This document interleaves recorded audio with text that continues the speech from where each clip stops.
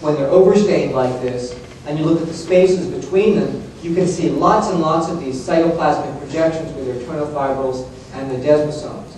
So it almost looks like a little ladder between the cells.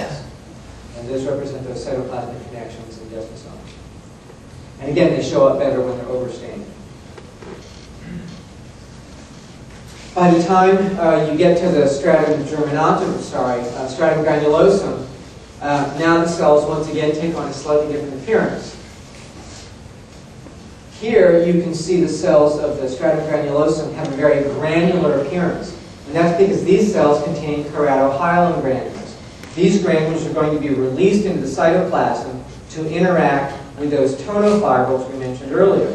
And when they do, they basically will set up kind of like concrete with rebar and concrete, and they'll cause the cell contents to essentially gel. Okay? And as these enzymes are released, it also kills the cell, and so we lose nuclear detail, and the cells basically become dead bags of soft keratin, mature keratin, which is these tonofibrils embedded within this matrix of goo. Okay, and so that's why above this level of these the cells of stratum granulosum, you lose all cell detail, and you get this Pepto-Bismol pink type coloring. That's your sure sign that you have dead cells.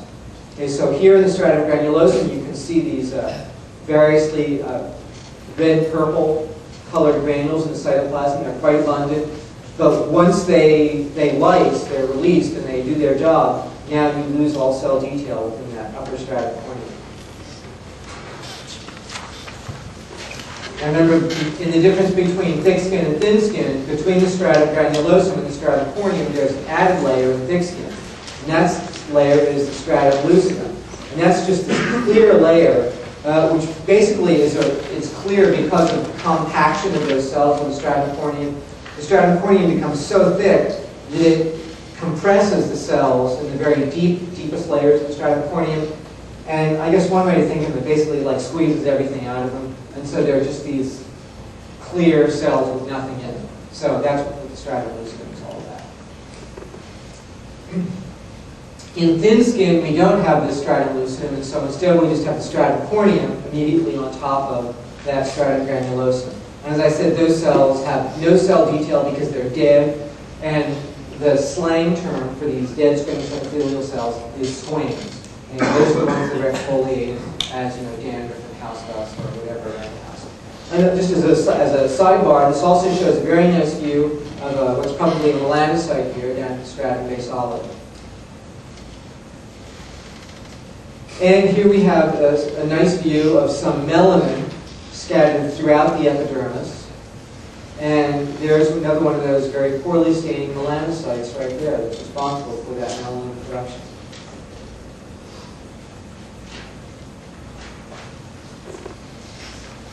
If you look higher within the stratum spinosum, you can commonly see similar cells which stain poorly, which are often surrounded by kind of a clear halo.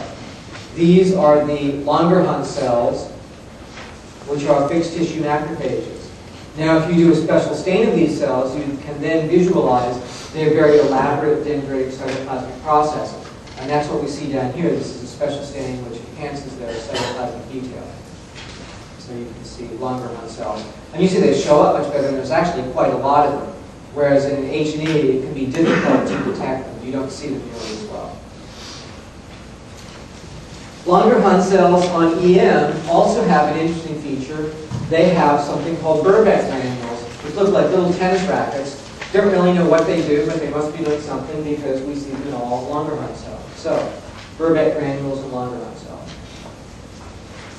Within skin, we have some, what we call appendages, some modification of the skin. One of the best known is hair. I don't expect you to be able to distinguish much about hair, but what you should be able to distinguish is the swollen base of the hair, the hair bulb or hair papilla, and within that hair bulb, you can see this little dermal papilla, this projection of blood vessels which supplies nutrients to the developing hair shaft. And in skin, in a section through hair skin, you should be able to recognize hair follicles. So all of these kind of funny oval objects represent hair shafts or hair follicles. And remember, they're usually oval instead of circular because the hairs are usually at an angle. You know, hairs come out of the skin at an angle, and so when you slice perpendicular to that, you get these oval shapes. And that's what we see over here. Every once in a while, you're kind of lucky and you can trace a hair longitudinally through the skin, but don't expect that. This shows you rather nicely that dermal papilla at the base, the hair follicle here, that enlarged hair bulb. These sections here are higher up, just sections of the hair shaft itself. Associated with most hairs in the skin, you will find various glands. The most obvious are these sebaceous glands. These look very foamy, and they are filled with a product called sebum. That sebum is excreted through a pilosebaceous canal adjacent to the hair follicle, and the job of the sebum is essentially to lubricate the hairs, to make them nice and shiny and glossy, give you a nice coat. You can also sometimes see a muscle attached to or associated with this hair follicle. And that right here, it says it's right there, the erectropilli muscle. That's not very impressive. But right here, that's probably an example of one of those erectropilli muscles also. You can see it better in this view, where here we have our hair bulb, and here's this little slip of smooth muscle, which is inserting on the hair bulb, and will go up to one of those epidermal ridges in the skin, the reedy ridges. And when these muscles contract, they are responsible for piloerection, or raising of the hair follicles. The other major accessory of the skin, or appendage of the skin, are the nails. And these are also made of keratin, just like hair and just like skin, only in this case, it's hard keratin rather than soft keratin. And so here we have the actual, what's called the nail plate itself, which rests on a stratified layer of epithelium called the nail bed. Back here we have the nail root, the germinal zone of the nail. It will originate on the distal phalanx, the bone of the terminal digit there. Overlying this region, you can see this little bit here called the eponychium, or the cuticle, in common parlance.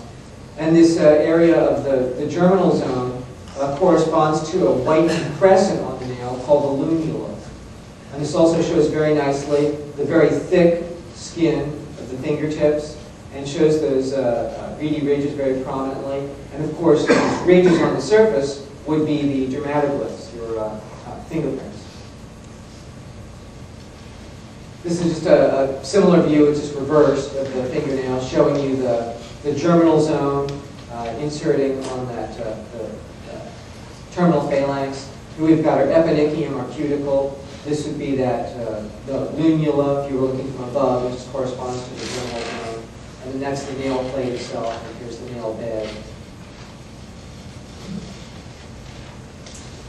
Glands, I mentioned, first of the glands in the skin is the sebaceous gland. First is the sebaceous glands. That's that, they look kind of foamy because they have kind of a lipid-rich product. Here you can see a little slit of erectropilli muscle associated with it.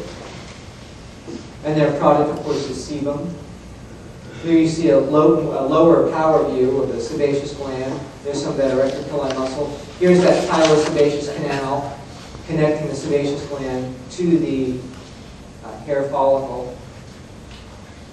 And the combination of the hair follicle, the sebaceous gland, and the erectopilli muscle is referred to as a pilosebaceous unit.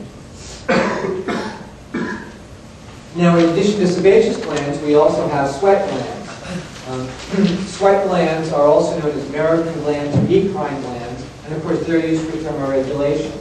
They're easily recognized because they have essentially no detail to them. They just look like little pink donuts within the dermis. Sometimes the excretory portion of the gland, the duct portion, will stain a little darker. Sometimes not. There's a little variability there.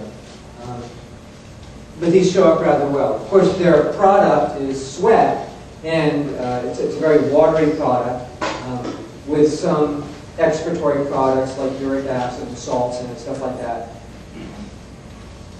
Not much else to say about American sweat glands. Apocrine sweat glands may sometimes be confused with regular old sweat glands by the novice, but in fact they're easy to distinguish. First, there's a geographic difference. Apocrine sweat glands are found only in the axilla and the groin, whereas merocrine sweat glands are found throughout the skin. Also, apocrine sweat glands have a very dilated lumen, because apocrine sweat glands have apocrine secretions, so they're excreting their entire cell products, not just a watery secretion. And so here we have a nice contrast, where we have a merocrine sweat gland on the top and an apocrine sweat gland on the bottom. And you can see how dramatically different they are. You can see this very dilated lumen, and you can see all this proteinaceous crap in the lumen, which is basically cytoplasm from the cells which have ruptured along with the release of their product. And here's a close-up of one of these lumina, which is not, where the cell is not quite expressed as product yet. It's in the process of expressing its product.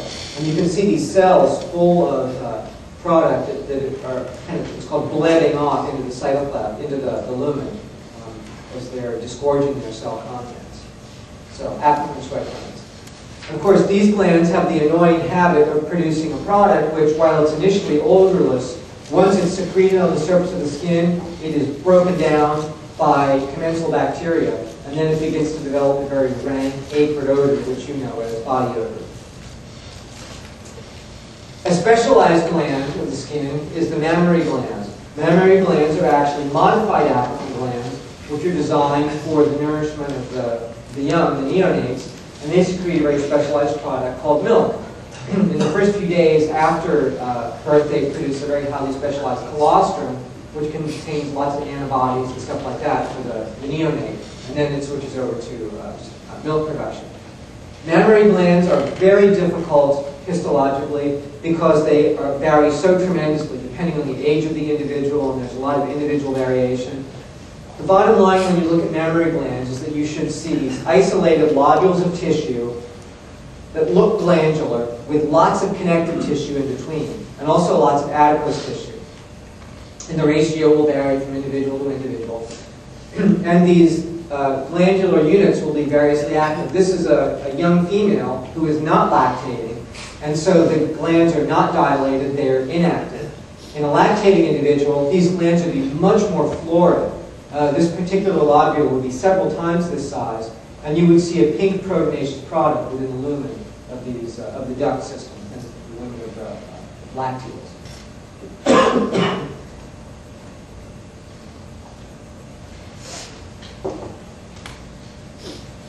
So, mammary gland. Within the skin, we also have some sensory receptors. The first of these is the Meissner's corpuscles. They're fairly challenging to detect in unstained section. Here we have epidermis with these reedy ridges, and then in between these two reedy ridges is a single dermal ridge, and in the middle of that dermal ridge is this little oval, sort of cylindrical structure, which has been stained down here. So here we've got our epidermis again. Here's that dermal papilla, and there's that special structure. That's the Meissner's corpuscle. That's basically a nerve ending surrounded by a modified Schwann cell. But it's not modified very much, so it's difficult to see. Pacinian corpuscles show up much better. They also have a wider distribution. They can be found around joints, almost anywhere in the dermis. And they're quite large. They're up to 1 million, so you can actually see them with the naked eye. In this case, once again, we have a sensory nerve, but it's surrounded by a very highly modified Schwann cell. So that Schwann cell is filled with these fluid layers, which show up very nicely on both H&E and in special stains. So when you see something that looks kind of like an onion in cross-section, call it a Pacinian corpuscle. Regardless of which type of corpuscle it is, they both serve the same sensory modality, therefore mechanoreception. In longitudinal section, it's a little more difficult to detect, but it still looks similar. I'd probably give you this view up here because it's so much nicer. It's just a prettier slide. Okay, so that's pretty much it for things you should be able to identify in the skin. In the skeletal system, remember we have several different tissue types. We start off with cartilage. Cartilage contains cells called chondrocytes. These chondrocytes live in little spaces called lacunae.